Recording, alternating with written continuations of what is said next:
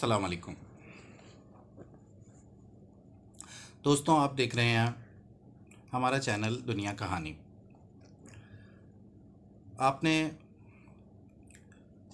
कोकाफ के बारे में तो सुना होगा, और ये भी कि वहाँ पर जिन और परियां रहती हैं।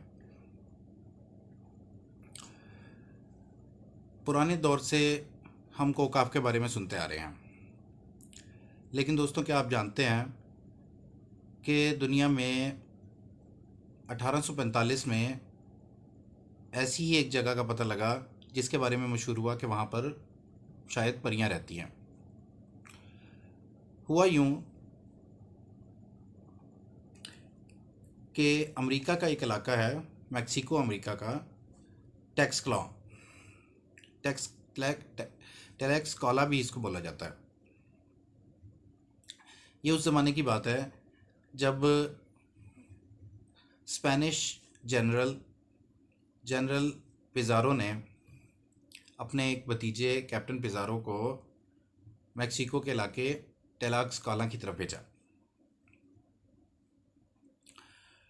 उस वक़्त यूरोप के अखबारों में अमेरिका के इस इलाके टेलाक्सकाला के बारे में बहुत कुछ लिखा गया,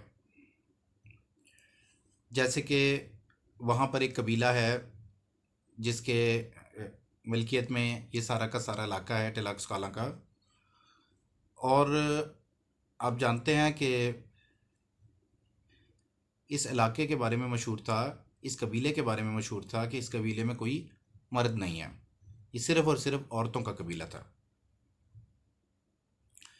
और ये कि इन औरतों के लंबे कद हैं और इनके बाल इतने लंबे हैं कि इनके पैरों की एड़ियों तक जाते हैं, और इनके रंग इंतहाई सफ़ेद हैं, और वो पत्तों का लिबास बनाकर पहनती हैं।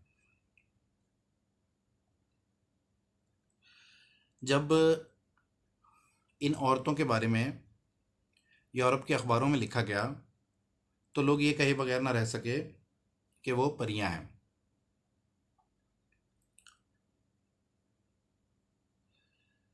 टेलाक्सकाला इस वक्त भी मैक्सिको का एक शहर है और टूरिस्ट प्लेस भी है, और बहुत खूबसूरत शहर है।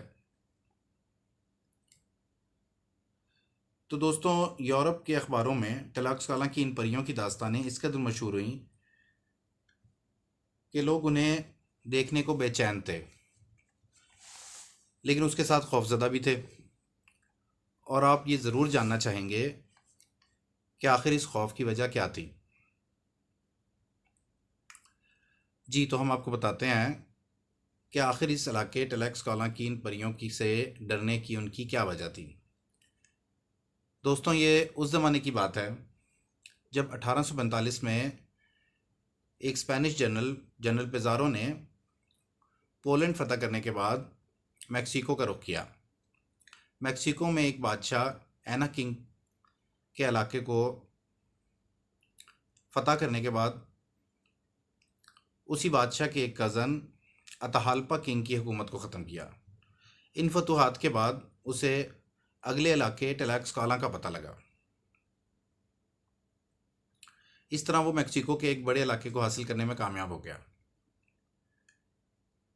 इनमें से कुछ फतूहात तो उसने बग़ैर जंग के हासिल कर ली थी, और वो कैसे की थी ये हम आपको इंशाअल्लाह ताला किसी और वीडियो में तफसील से बताएंगे।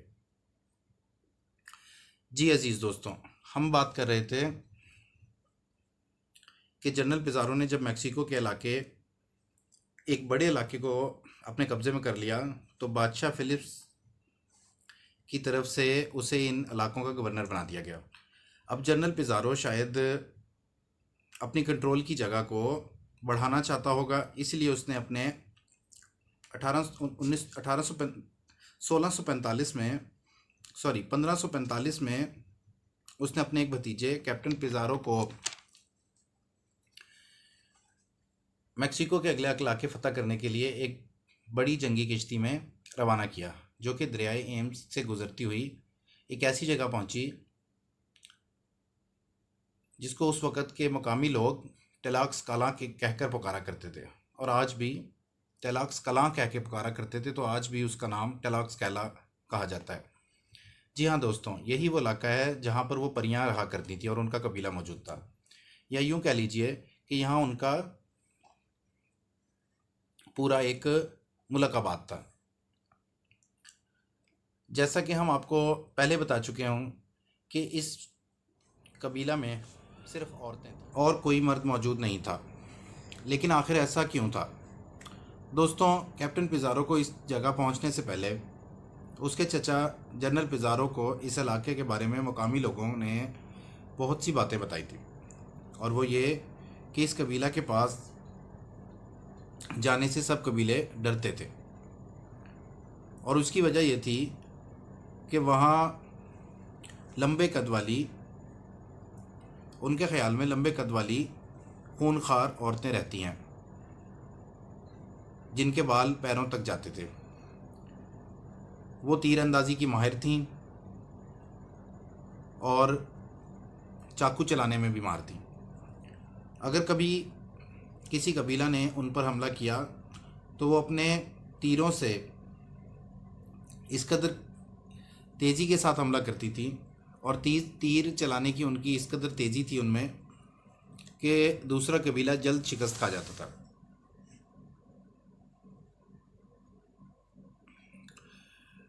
और बहुत तेज़ी के साथ उनके तमाम हरकत और जो उनकी मूवमेंट हुआ करती थी, जंगी मूवमेंट्स, उनमें वो बहुत तेज़ी के साथ अपने तमाम काम सर अंजाम देती थी।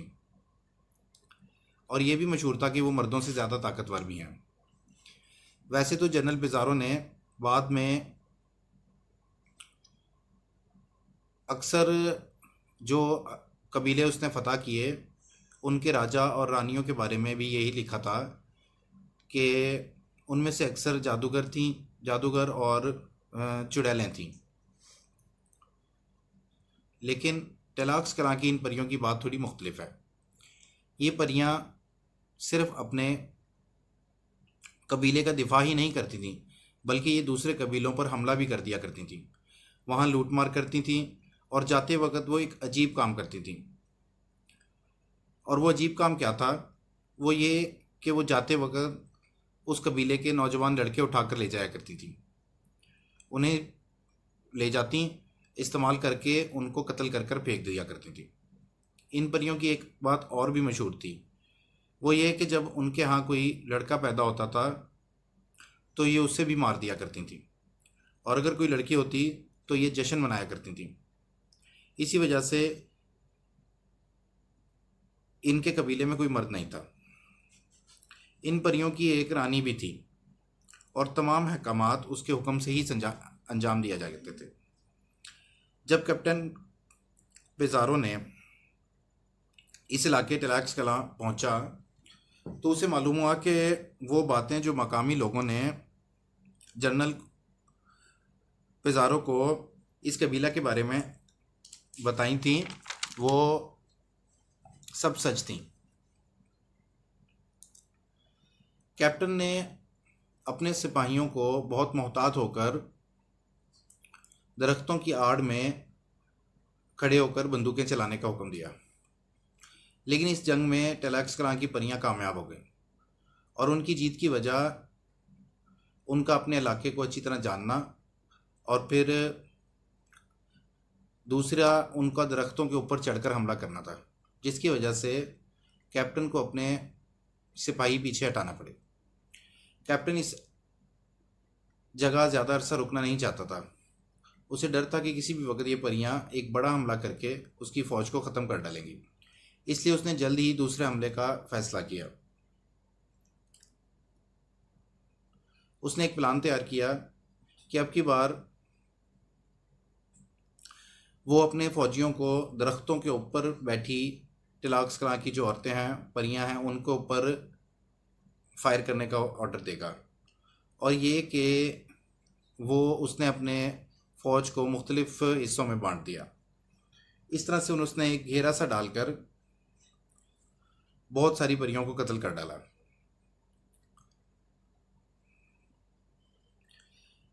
कैप्टन पिज़ारो की ये तरकीब काम कर गई। बहुत सी परियां कत्ल हो गईं और कुछ जंगलों में भाग गईं, और जाते हुए वो अपनी रानी को भी अपने साथ ले गईं उसका दिफा करके। और इस तरह ये इलाका टिलाक्स कलां भी स्पेन की हुकूमत में शामिल हो गया। दोस्तों, बची हुई परियां कहीं गायब सी हो गई थीं। वो इकट्ठे या फिर उनका कबीला दोबारा कभी नज़र नहीं आया। लेकिन किसी को कभी ना कभी इस कबीला की, इन परियों की कोई इत्तला मिल जाया करती थी कि वो अभी भी मौजूद हैं। लेकिन अब की बार इन परियों ने एक अलग तरीका इख्तियार कर लिया था। अब की बार वो जो हमला किया करती थी, क्योंकि वो अब तादाद में थोड़ी हो गई थी, तो वो रात के वक्त हमला किया करती थी। वो लूटती, और जो उनका पहले अमल था कि वो जो चाहती थी उस कबीले से लेकर वहाँ कहीं पुरसरात जगह पर चली जाया करती थी। दोस्तों, टिलाक्स कलां जो कि मेक्सिको की एक टूरिस्ट प्लेस और ख़ूबसूरत जगह है, वहाँ ये बात मशहूर है कि शायद वहाँ आज भी वो परियां कहीं मौजूद हैं, क्योंकि हम जानते हैं कि दरियाए अमेज़न के कई इलाकों में आज भी वो रेड इंडियंस के कबीले सदियों से मौजूद हैं, जिनका दुनिया से कोई वास्ता या राब्ता नहीं है। लेकिन टिलाक्स कलां शहर में आखिरी बार जब किसी परी के बारे में सुना गया तो वो वहाँ मशहूर है कि वो 1890 में उसको देखा गया था, और फिर वो परी गायब हो गई। ये वही परी है जिसकी तस्वीर कदीम ज़माना की परी की वो तस्वीर है जो उनके म्यूज़ियम्स में मौजूद है। टिलाक्स कलां में ये बात भी मशहूर है कि ये परियां रात के वक्त ज़ाहिर हुआ करती हैं। और आखिरी बात ये मशहूर है कि ये न्यू बॉर्न बेबी पर अब हमला करती हैं और न्यू बॉर्न बेबी को हलाक कर डालती हैं। बहरहाल, हर रूह खुदा से अपना मुकद्दर लेकर दुनिया में आती है, और अगर खुदा ना चाहे तो कोई ताकत किसी को कोई नुकसान नहीं पहुंचा सकती। दोस्तों, हर कहानी सिर्फ दास्तान गोई या कोई वाक़या नहीं होती, उसके अंदर कोई राज, कोई ख़ास बात ज़रूर पोशीदा होती है।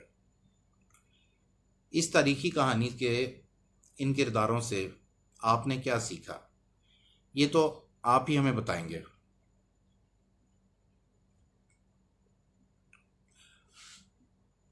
हमने जो जाना है वो ये कि ये दुनिया